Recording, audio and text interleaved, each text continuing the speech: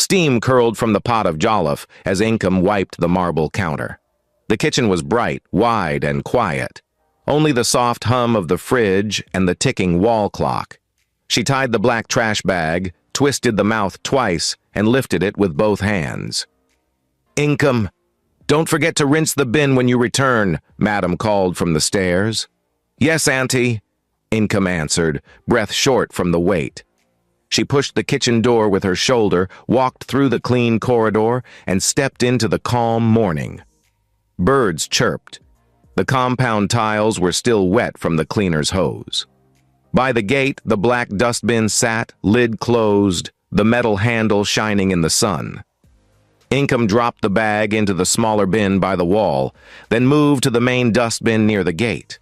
As her fingers touched the lid, she paused. A sound, very soft, like a kitten. "Nya, nya." Inkem froze. Her eyes grew wide. She leaned closer, held her breath. Again, "Nya."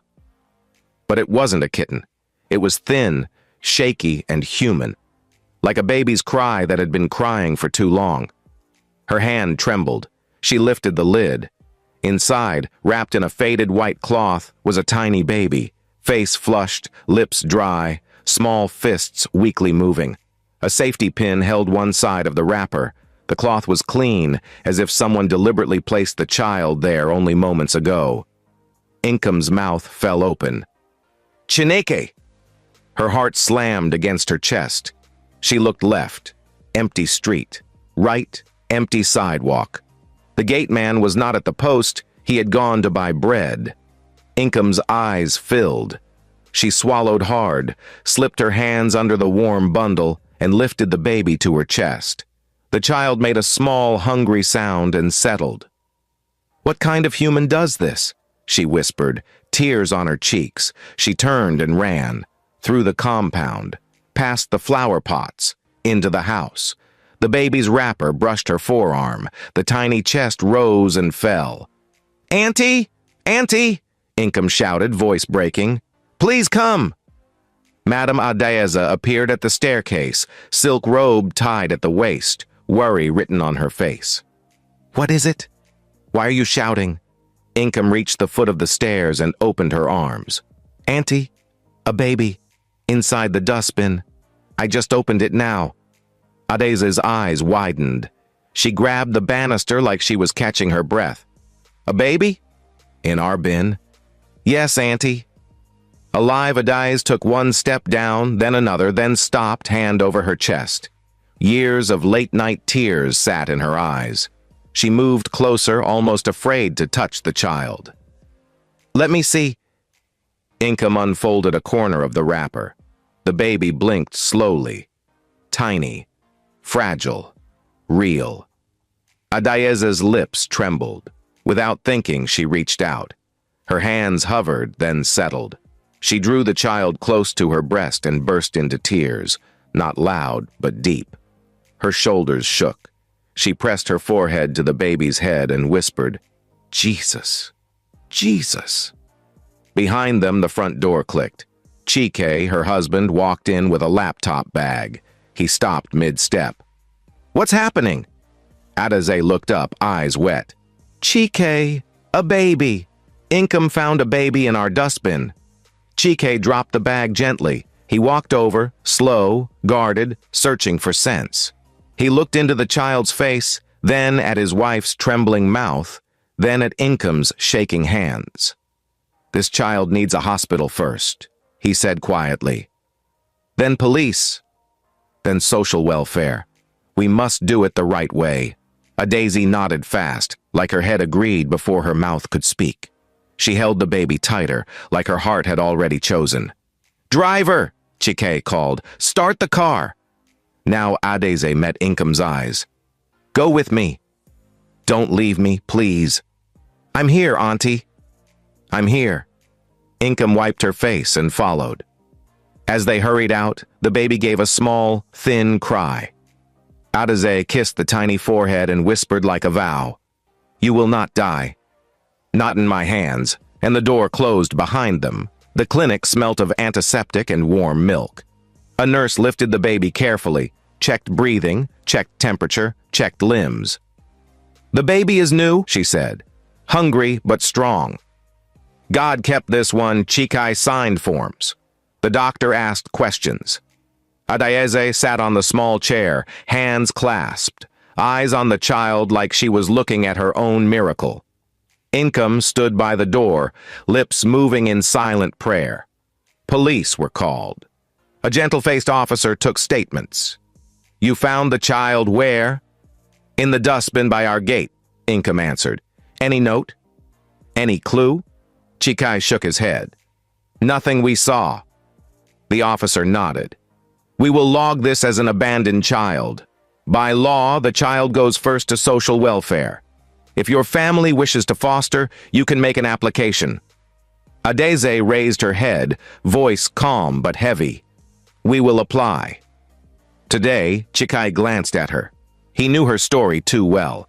7 years of waiting, hospital corridors, night vigils, soft sobs into pillow. He touched her shoulder. "We will do it properly." By evening, they left the clinic with a clear path. Temporary fostering while the welfare office began search and notice. The baby would be placed in safe care for now, with them pending official process. Forms were stamped, phone numbers exchanged. The officer even smiled at the end. "Sometimes God hides surprises in strange places, madam." At home, the house felt different, quietly bright. Income rinsed bottles, boiled water, and learned from a quick video how to mix formula. Ades had changed into a soft gown and carried the baby like she had been training all her life. Chike sterilized a small corner of the guest room and turned it into a baby space. Cot ordered, tiny blankets, white towels. Night came. The baby fussed. Adeze rocked and hummed. Income stood by the door, ready. Chikai leaned on the frame, watching wife and child. Something untied in his chest. He didn't have the word for it. "We can't keep calling him baby," Adeze said, smiling through tiredness. "He needs a name." Chikai exhaled. "We should wait for welfare." Adeze nodded slowly, then whispered, "Just a prayer name." "Until everything is complete." Her eyes softened. "Chisholm," she said. "God is with me." Income's face lit up. "Chisholm suits him." Adeze kissed the boy's tiny fingers. "Chisholm, you will live. You will laugh." That night, around 2 o'clock, the house was still. Only the distant tick of the clock. Adeze sat on the rug, back against the bed, baby asleep on her chest. She looked up and spoke like someone speaking to a friend she could not see. "If this is you, please let it be clean. Let it be right. Let it be safe. I am not trying to steal what is not mine. I just want to love." Silence answered, but peace filled the room. Morning brought paperwork and more calls. Welfare officers visited the house, inspected the room, asked more questions. Everything was neat. Everything was ready. A temporary fostering letter was issued with a stern line. If any claimant appears with proof, the child must be presented. Adeze held the letter like a fragile leaf. She looked at Nkem. "We will care for him like treasure," she said. Income nodded. "With my life." That week, strange good news began to arrive. Contracts that had been sleeping woke up, old clients called. A debt was paid without a phone call. Chikai didn't shout about it, but the numbers spoke softly to him. Something had shifted. On the 7th day, Adeze caught herself standing before the small cot, just watching the steady breath of Chisholm. She placed her palm on her belly for a second, then smiled at herself. "Don't start dreaming, Adeze." She walked away. The child Chisholm grew. One night, Chisholm had 3 years old. She woke to check on him, and felt a wave of nausea. She paused, surprised, then shook it off. 2 days later, the nausea returned. She stood in the bathroom, staring at the slim test strip on the counter as 2 red lines rose, clear, bright, undeniable. Adeze covered her mouth with her hand. Tears flooded. She sank to her knees on the cool tiles. "Chukwu," was all she could say. The house breathed in a new kind of silence. News moved in whispers before words. Chikai saw the test, then saw his wife's shaking shoulders, and for the first time in years he cried without shame. He held her like a new man. "Adaiza." "I don't know how," she laughed and cried together. "But I know who." Months rolled, slow and golden. Pregnancy bloomed. Chisholm grew, color in his cheeks, strength in his voice, light in his eyes. Income's hands were always sure. She sang old songs to him. "Chisamu-o, Chisamu-o, God is with me." Welfare check-ins continued. Announcements were made quietly in the area, notices placed at the police division. No one came for the child. No note appeared. The file sat on a metal shelf in an office that smelled of paper and dust. And the child stayed, legally fostered, safely loved. When Adeze's stomach rose like a small hill, Chisholm reached for it with tiny palms, giggling. Adeze laughed, wiping tears. "You will soon have a brother," she whispered. "You will teach him to laugh like you." The day Obinna was born, the house learned a new song. He came loud, healthy, and hungry, perfect. Adeze named him Obinna, Father's Heart, and Chike held both boys, one on each arm, shoulders big with pride. For a long time, everything was sweet.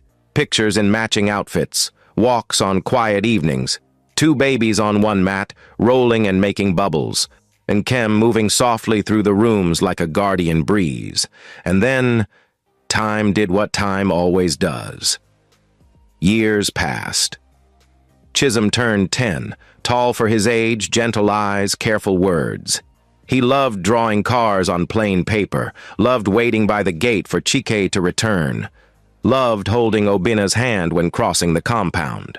Obinna turned 7, bright, quick, talkative. He loved puzzles, loved showing his father his school badge, loved competing with his brother in everything. One evening, as the boys arranged toy soldiers on the rug, a neighbor's visitor laughed outside and said, to no one in particular, "Ah, see Adeze's first son and the last born. God really did it." Adeze smiled at first, then the smile thinned. The words stayed on the shelf of her mind. First son. That night she lay on her side, eyes open in the dark. Chica slept, breaths even. She stared at the ceiling and felt a quiet fear she didn't want to name. She turned and looked at the 2 school bags by the door. Chisholm's taller, Obinna's shorter. The sight pricked her chest. The next week, the boys argued over a bicycle. Normal quarrel. But the way Chisholm gently pushed the bicycle to Obinna and said, "You can use it, I will wait," made Adeze's throat tight. He looked too safe, too settled, too much like someone who belonged by right. And a small, hard seed rolled into her heart and sat there. It began tiny, questions asked only in her head. If something happens tomorrow, who is the first son of this house? What if people start talking? What if property matters come one day? What if? Softly, slowly, the way Harmattan creeps, her laughter with Chisholm became shorter. Her corrections became sharper. She started to say small things that sounded like jokes, but were not jokes. "Chisholm, don't touch that drawer. Obinna's things are there." "Chisholm, leave your brother. He is the one we are preparing for the prize giving." "Chisholm, must you always stand in front?" At first, Chike didn't notice. Work was heavy, contracts were plenty, meetings were long. But Nkem noticed. She watched with a quiet, worried face as the boy who used to laugh freely began to watch his own steps. One Saturday morning, they prepared for a wedding. Adeze handed Obinna a fine white shirt and a small gold wristband. When Chisholm came for his own, she paused, then handed him the old shirt from last year. "This one still fits you. Don't waste." Chisholm looked at the shirt, then at her face. He nodded slowly. "Yes, Ma." His voice was small but steady. Nkem's heart cracked. She turned away, fixed a smile, and caught Chisholm's eyes for a second. "I see you," her look said. "I am here."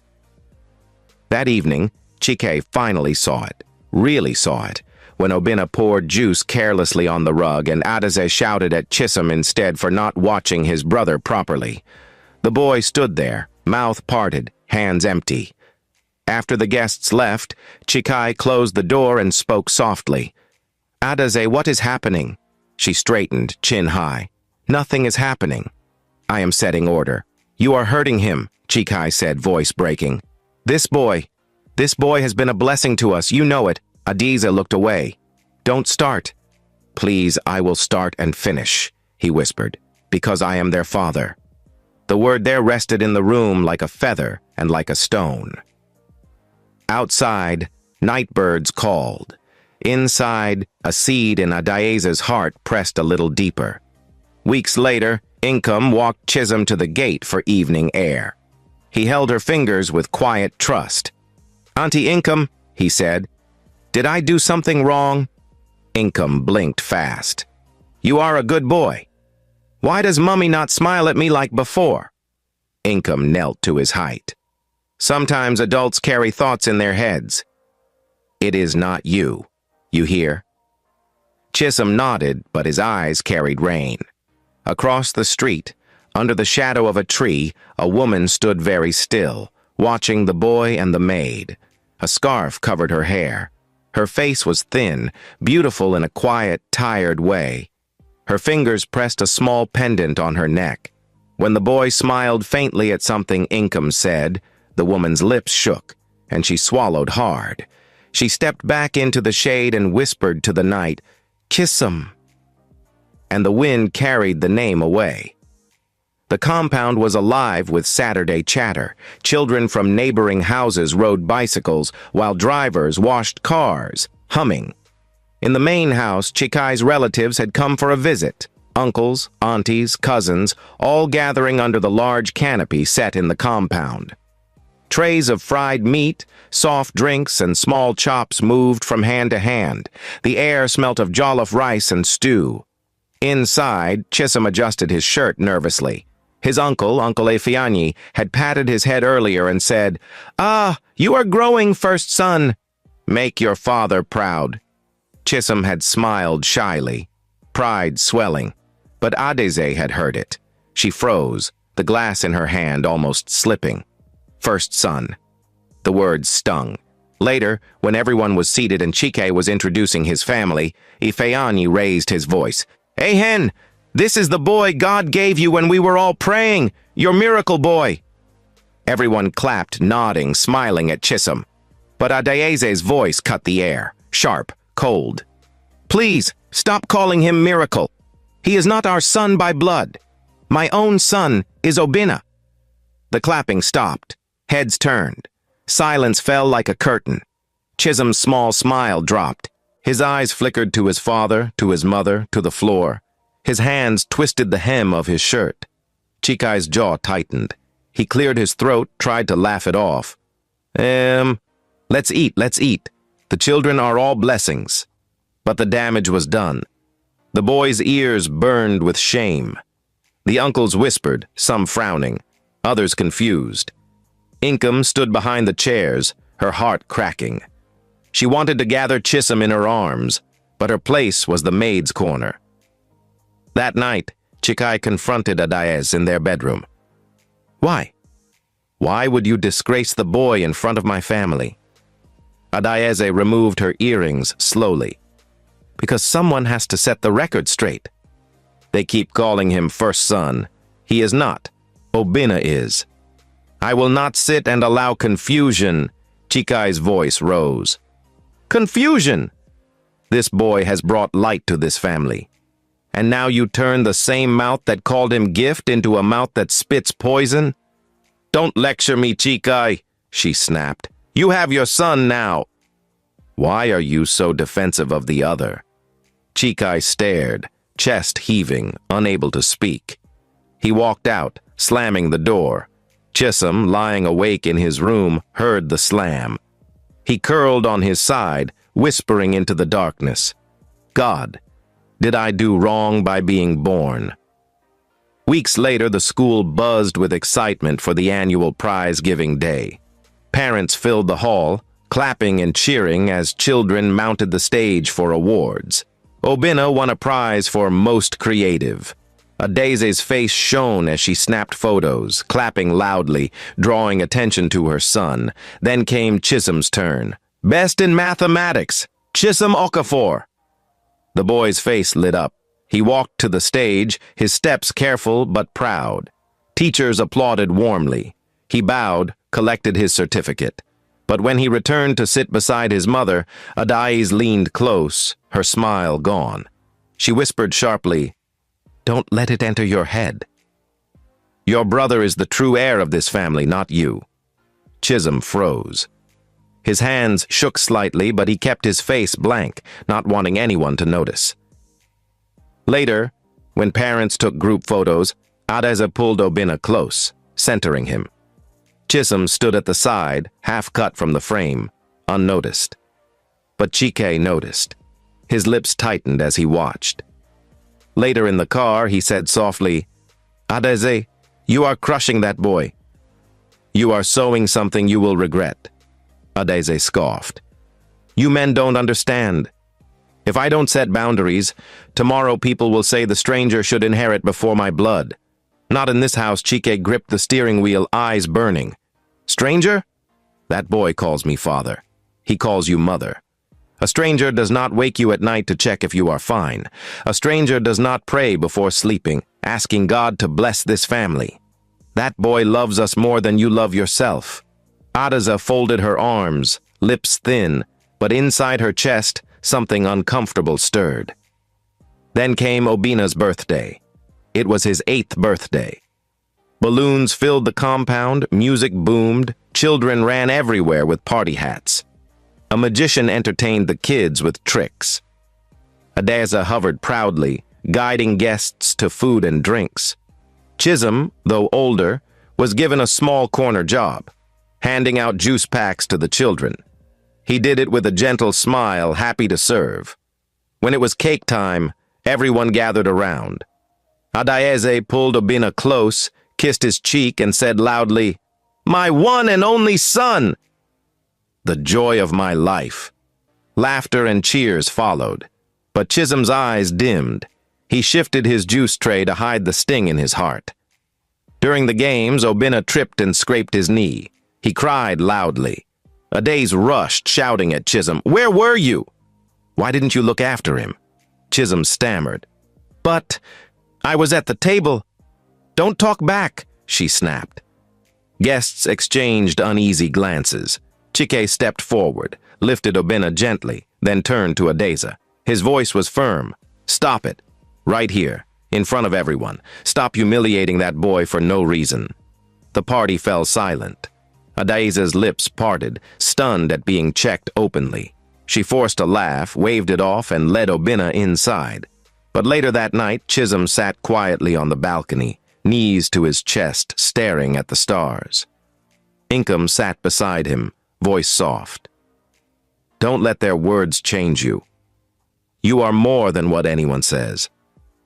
He nodded, but his eyes stayed on the sky. "Auntie Inkem, sometimes I wish I knew where I came from. Maybe then I'd understand why I don't fit." Inkem's throat tightened. She pulled him close, whispering, "You fit here with me." Always in the shadows of the compound wall, unseen by them, Adesa stood quietly, watching. A storm brewed in her chest, half guilt, half fear, half bitterness.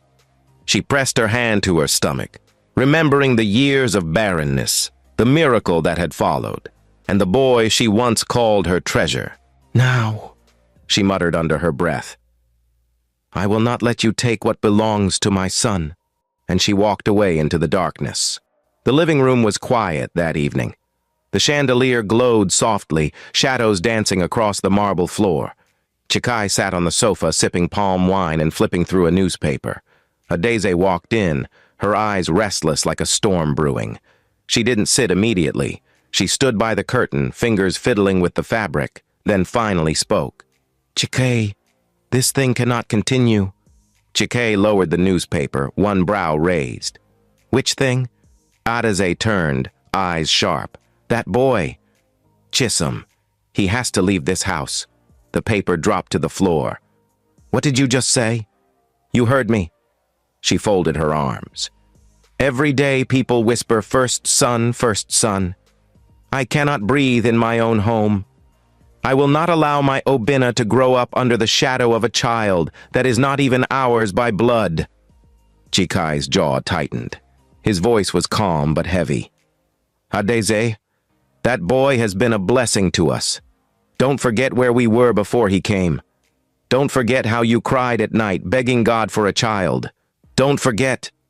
"Don't remind me of my tears," she snapped. "Yes, I cried, but God gave me Obinna." "That is enough. Why should I share my home, my inheritance, my son's future with a stranger?" "Stranger?" Chikai rose to his feet, his height towering. "That boy calls me father. He calls you mother. He has never asked for more than love. You want to throw him back into the street like trash?" Adaze's lips trembled, but her pride held her firm. "Let him go. Let him live somewhere else. It is safer for all of us." "Safer for who?" Chikai asked, his voice cracking. "For Obinna or for your jealous heart?" Adaze's eyes widened, and she slapped her chest. "So now I am jealous of a boy that came from the gutter?" Chikai leaned closer, his voice low, each word like thunder. "Yes, and that jealousy will destroy you if you don't stop." Silence. Heavy. Suffocating. Chisholm, standing at the corridor with a book pressed to his chest, had heard everything. His small heart pounded, his throat thick with tears he dared not release. He tiptoed back to his room, shut the door gently, and buried his face in his pillow. The words cut him deeper than any cane. "Leave the house, stranger." His tears came hot, soaking the pillow. He whispered through sobs, "God, why did you let them find me? Why not leave me in the dustbin to die? Then I won't be a problem to anybody." His little shoulders shook until sleep found him, heavy and cold. The next morning, the house felt heavy. Income noticed it in the way Adaze moved around the dining table, slamming plates a little too loudly, her eyes sharp. Breakfast was yam and egg sauce. Chisholm carried the jug of juice carefully, his hands steady, but his mind replaying his mother's words from last night.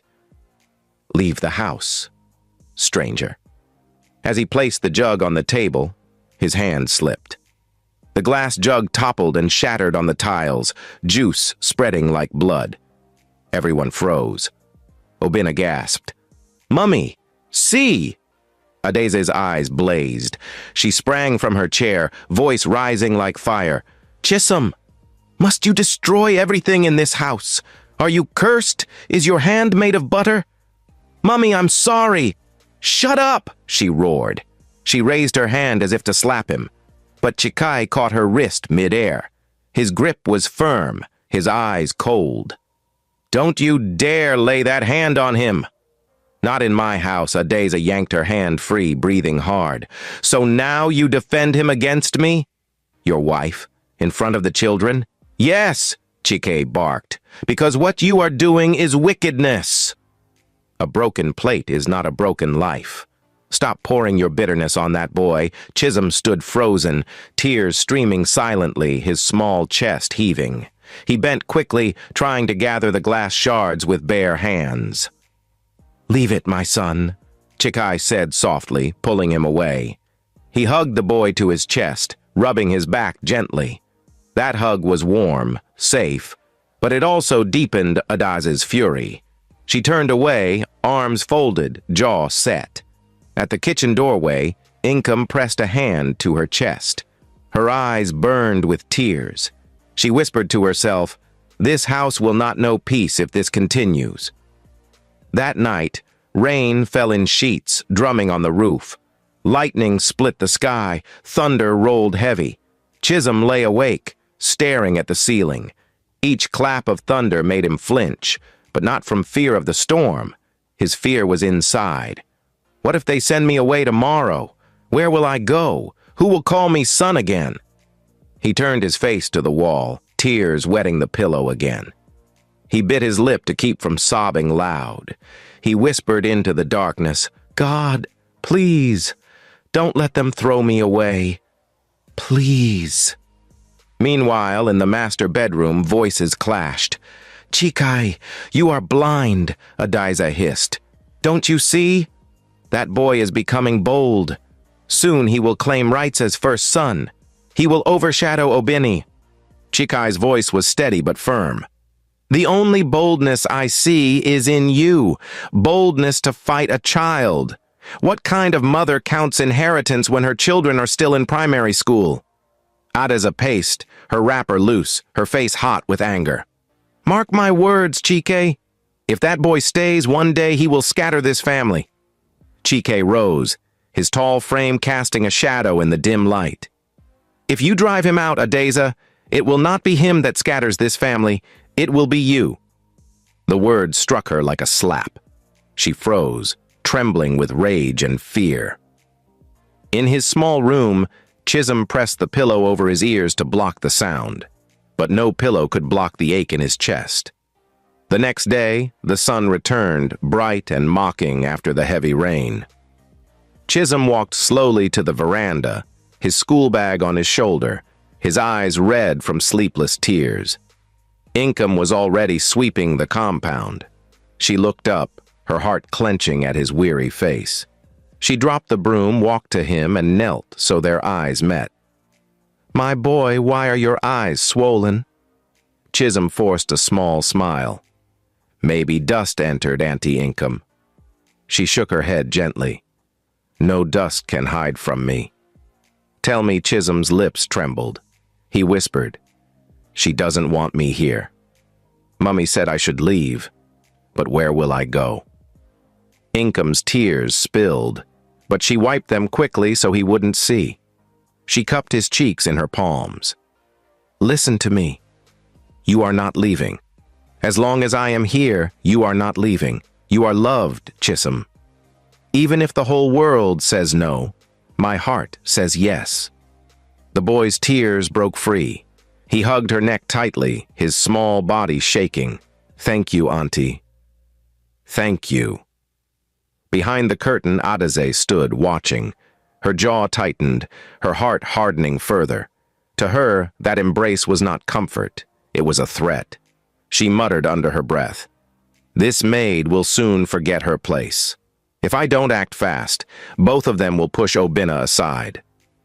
And in that moment, her heart closed tighter, her decision firmer. Chisholm must leave this house.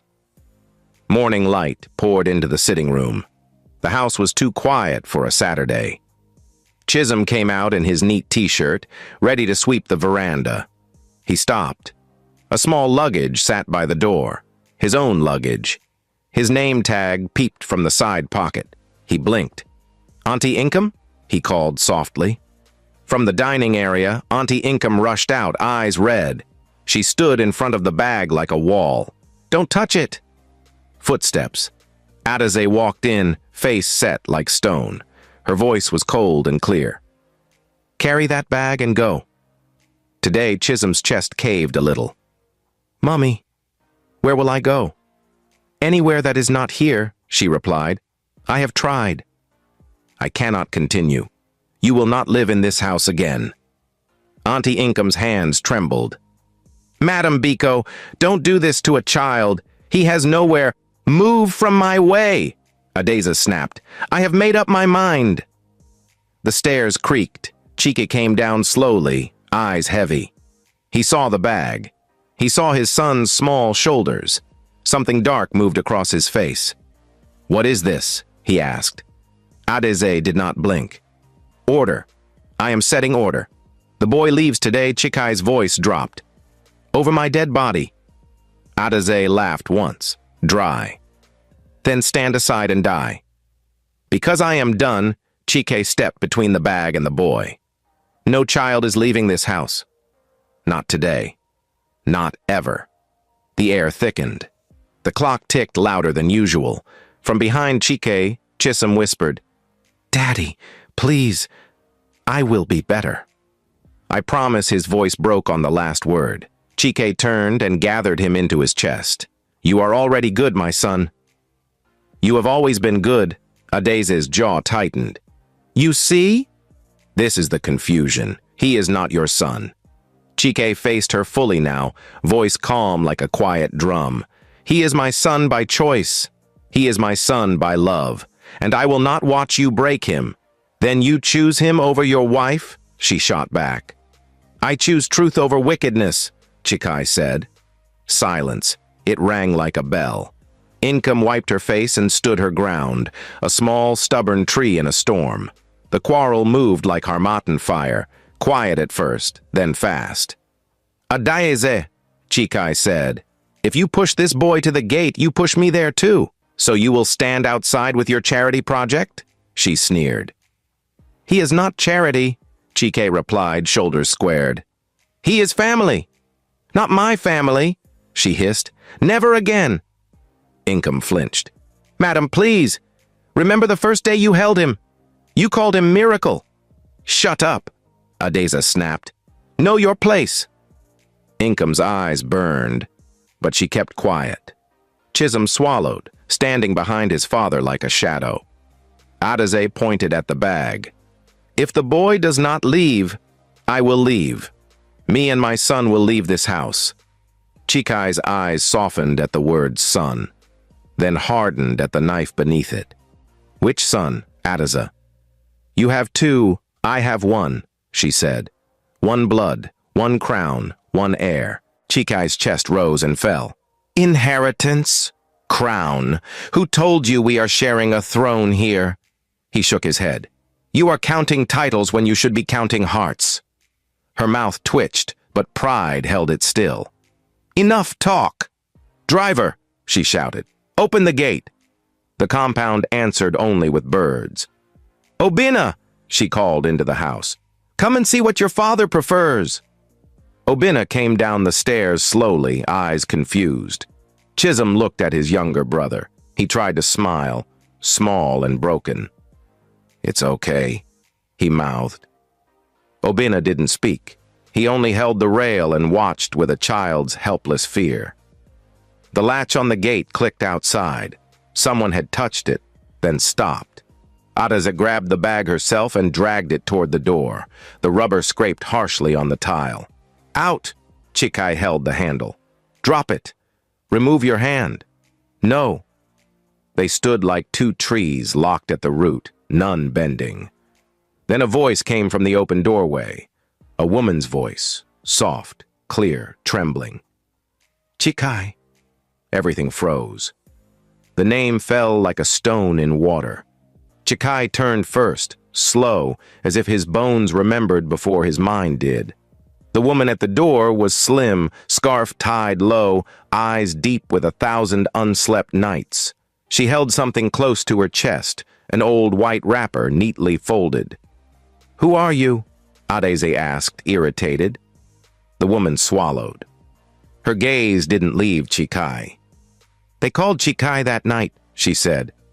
"Your friends called you that?" "You laughed and spilled drink. You forgot your jacket on the chair. Chike didn't breathe." Income's broom fell from her fingers. "Who are you?" Adese repeated louder. The woman took a step inside, voice shaking but sure. "My name is Urena." The house held its breath. "Chike," Urena said again, eyes wet now. "You will not remember me." That night was noise, music, laughter. You were with two friends. I was with a cousin. There was rain. You offered me your jacket when the rain beat us at the veranda. Chike blinked like a man waking inside a dream. He said nothing. Urena carefully unfolded the white wrapper she was holding. A small rusty safety pin glinted at one edge. The soft blue border was faded but clean. "This," she said softly, "is the wrapper I used to tie my baby the next morning. I washed it 1,000 times in my tears. I placed the baby in your dustbin because I did not want to scatter your marriage. I had no courage to knock on your door. I only wanted him to live. I stayed under that almond tree and watched the maid find him. I have watched him from far for years. I know the sound of his laugh. I know his school shoes. I know the way he holds the gate when he waits for you. Chisholm's hand found in Kem's without thinking. She squeezed. Adeza stared, unblinking. What are you saying? Urena looked at Chikai. I am saying, Chisholm is your son, your blood. Silence boomed. It was louder than thunder. Chikai's lips parted. No sound came. His eyes dropped to Chisholm's face, those gentle eyes, that careful mouth. He saw, like a film rewinding, the first day, the soft breath, the tiny fingers, the sudden favor, the second chance. Adeze staggered one step as if pushed. Lie. Lie from the pit of hell. Urena swallowed steady. I did not come to fight. I came because I have seen enough of this child's pain. If the truth will heal him, let the truth stand. If you want blood proof, do it. But before God, I speak truth. She reached into her small handbag and pulled out a tiny hospital card with a faded stamp. A name, mother, Urena. Baby, male. Date. The blue ink faint but legible. I had him at dawn, she whispered. I left before anyone could ask me questions. Cheeky took the card with shaking hands. He read it once, twice, again. His eyes burned. Urena, his voice cracked. Why didn't you tell me? I was ashamed, she said, and afraid. You had a wife who had cried for a child. I could not break her. I thought, if God truly wanted this child here, he would bring him here some other way.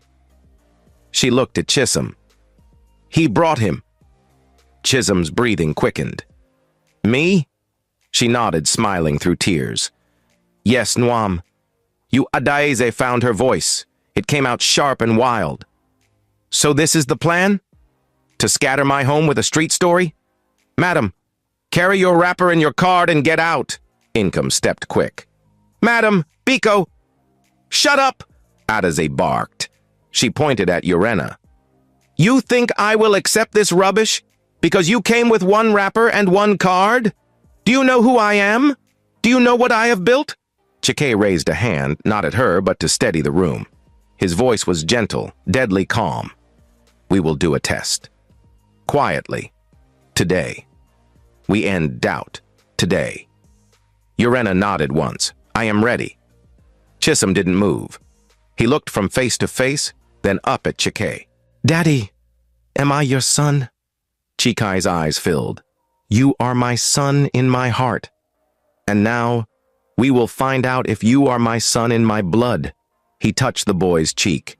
Either way, I will not let you go. The words landed on Adeze like acid. She took a long, shaking breath. So if this test says yes, what then? He becomes king? He becomes first son? He takes my child's future? Cheek's gaze did not blink. He becomes what he already is, our child. Adeza's laugh broke into a sob. She wiped her face harshly and pointed at the door. Driver, start the car. All of you, go and do your test. But hear me. If that result comes back yes, that boy will not sleep in this house again. He will follow his mother wherever she came from. Chikai's eyes flashed. Over my dead, over my living, she snapped. I will never live under the shadow of another woman's son. Urena lifted her chin, not proud, just steady. This is not a shadow, it is truth. Truth does not kill a house, lies do. Afternoon sagged into a bruised evening. Clouds gathered, thick and dark. The house felt like a drum stretched too tight. Chikai called a lab he trusted. Quiet arrangements. Tomorrow morning first thing. No noise, no scandal. Adeze paced like a trapped cat, muttering, He will not reign in my house. He will not. He will not. Obina hid behind the curtain, watching adults turn into strangers. Inkem sat with Chisholm on the veranda steps, his head on her shoulder. She stroked his hair, humming the old song. Chisholm mu-o. God is with me, Urena stood by the gate, not inside, not outside, like a woman who knew the meaning of lines. Chikai came to the veranda, lowered himself to Chisholm's height. "My boy." Chisholm looked up, eyes shiny. "Daddy, if the test says yes, will Mummy still hate me?" Chikai swallowed. "I will stand in front of you. Her hate will not touch you. And if the test says no," Chisholm whispered. Chikai smiled sadly. "Then nothing changes what you already are to me." A car horn sounded outside, quick, angry. Adaeze marched to the veranda, picked up the luggage again, and shoved it at the boy. "Take this and go and sleep with your truth outside," Chikai snapped. "Drop that bag." She threw it. It hit the tile and burst open. Chisholm's shirt spilled, his socks rolled out, his little drawing book skidded across the floor and stopped by Urena's feet. The thunder in the sky answered like a judge. Chisholm bent quickly, gathering his small things with shaking fingers. He picked the drawing book last. A pencil fell out. The first page showed a man holding two boys by the hand. The drawing wobbled where tears had dropped on the paper. Urena's mouth trembled. She pressed her palm on the gate to steady herself. "Enough," Chikai said. His voice was low and final. "Everybody inside. We will sleep. Tomorrow morning we go. No more words." Adaze stared at him, chest heaving. "Hear me well, Chikai. If that result returns yes, I will leave this house. Me and Obinna. Tonight, if I must..." "Do as you wish," Chikai said, eyes tired. "But understand, running from truth does not bury it." She turned away, shaking. Inkem led Chisholm toward his room to repack the scattered clothes. The boy held the drawing book to his chest like a shield. Halfway down the corridor, he stopped. "Auntie Inkem?" His voice was small. She looked back. "Yes, my child? If everybody leaves, will you still be here?" She smiled, watery. "Even if the roof flies away, I will be here." He nodded. Then he wiped his eyes with the back of his hand like a little man. "Okay." Rain began to fall, first in dots, then in sheets. The compound blurred. Chikai stood at the doorway watching the water pour, his mind heavy with tomorrow. Urena turned to go. "I will come at dawn," she said quietly, "before people wake. Please, keep him near you." Chikai nodded. "Thank you." She slipped into the rain and vanished like a prayer. Inside, doors shut. Lights dimmed. The storm sang. Minutes later, a handle turned. Quiet, careful. The corridor light cast a thin line under a small door. Chisholm's room. The line of light disappeared. Silence. Then, another soft sound. The back kitchen door clicked, the one that led to the side path by the hedge and out to the lane. It opened a little. It closed a little. Then opened more. Inkem, folding clothes in the pantry, paused.